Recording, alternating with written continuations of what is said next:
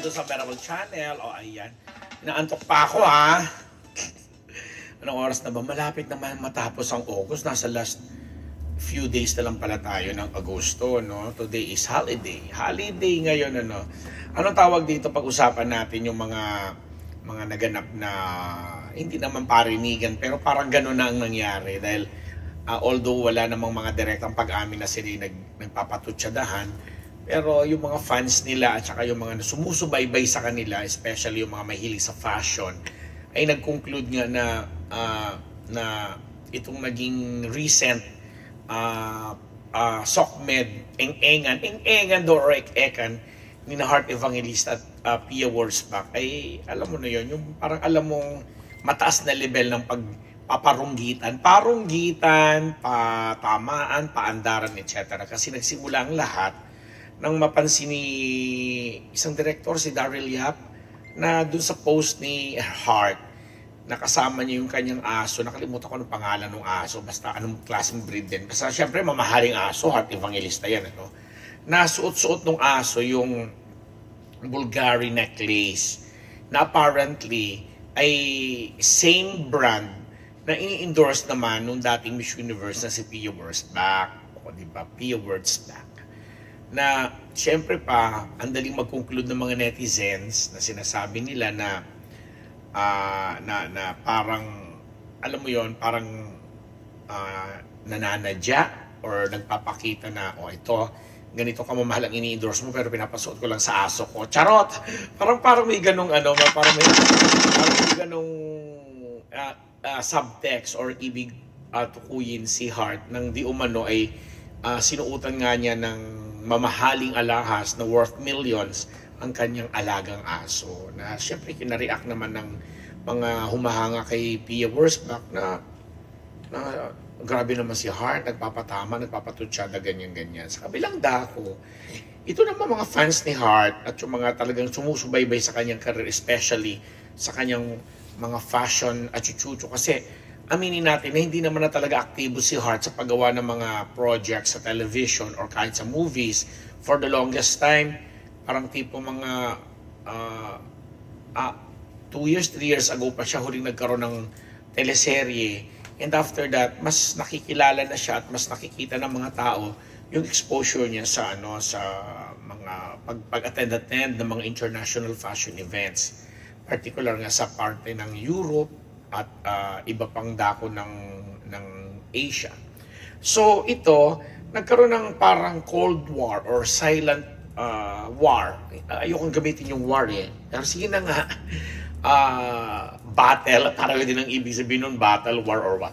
Nagkaroon sila ng parang silent na issue dahil nga sa naging glam team nito ni Heart nung mga nakaraang panahon. Yung glam team niya na medyo naging controversial at naging paksa din ng mga social media engan or patutsadahan kasi may mga aligasyon noon ang glam team niya, kesyo ganito, kesyo ganyan, na naayos naman. Tapos hanggang wala na nga lang sa serbisyo na and nabalitaan na lang ng lahat na naging glam team na rin ni Pia Wurzbach. So anyway, to cut the story short, dahil doon parang nagkaroon ng yun na nga ng mainit na or hindi naman mainit, tahimik na treatment itong dalawang pinagpipitaganan nating magaganda at saka talaga namang icon sa sarili nilang mga mundo na sina Heart at si Pia. Kaya nitong mapansin na yung ang alagang aso ni Heart ay suot-suot yung kwintas, pa syempre nag-react yung mga fans ni Pia kasi ini-endorse nga naman ni Pia yun. Tapos parang pinalalabas na, ay, bongga pang aso lang pala ni Heart yung ganung ini-endorsement ni Pia. Sa kabilang dako naman, tama naman din si Heart nung sinabi niya na, nung mapag-usapan at sinabi niya na sarili niyang alahas yun, binili niya yun, pera niya yun, at aso rin niya yun, kaya niyang gawin kahit anong gusto niyang gawin dun sa alahas at kayang ipasuot yung kung kanino niya gustong ipasuot. And yun na nga. So, dahil dun sa naging sagot na yun ni Heart, napag-usapan na ano kaya magiging reaction ni Pia. Until si Pia recently nag-post ng mga activities nila nito kanyang asawang si Jeremy Joner ba yun? Na masayang-masaya siya, tapos pinararamdam niya na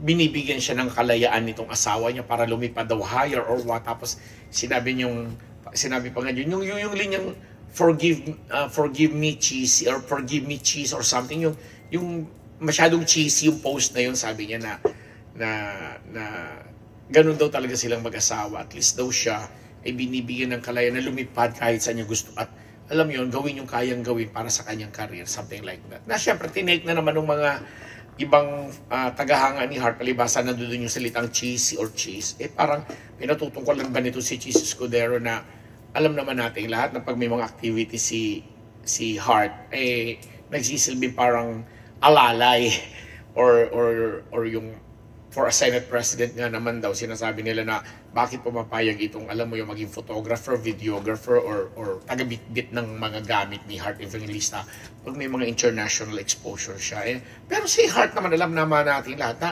pag may mga activities din naman si Senate President Jesus Escudero, grabe din naman yung pagsuporta niya. Kaya parang, alam mo yon, yung mga ganong statement na lumalabas dahil nabibigyan nga ng meaning na mga tumututok sa mga karir nila.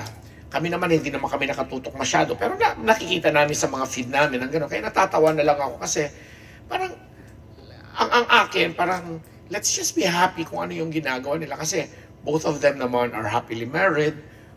Kahit sabihin nga iniintriga for the longest time itong si Heart na hindi pa nagkakaroon ng anak dahil ilang beses na ba siyang nakunan dito sa pagsasama na ni Jesus Escudero, habang si Pia naman inihintay na rin ng lahat, considering na napakaganda niya, talaga namang napakagwapo rin naman ng asawa niya, na ang ganda na magiging partnership nila if ever magkaroon na sila ng family at mga anak. So, hindi nga lang, siguro, dahil hindi naman na pinapatulan ni Pia ang mga ganong eng-enga. Pero dito sa atin kasi, alam mo, palibasa, ang daming marites. Hi sa mga kapwa ko marites. Yun, just especially sa mga nanonood at subscribers ng Marites University. Nagiging parte kasi talaga ng kultura natin na, alam mo yon, yung parang mag-tip tayo dun sa personal na buhay ng mga celebrity na involved. Lalo pa kung nararamdaman mo na itong mga celebrity, somehow, kahit papano, alam mo yon, may subtext or may ibang context yung mga post nila sa kanilang mga sarili social media accounts at ginagamit nila yung para, alam mo yon, pag-usapan sila.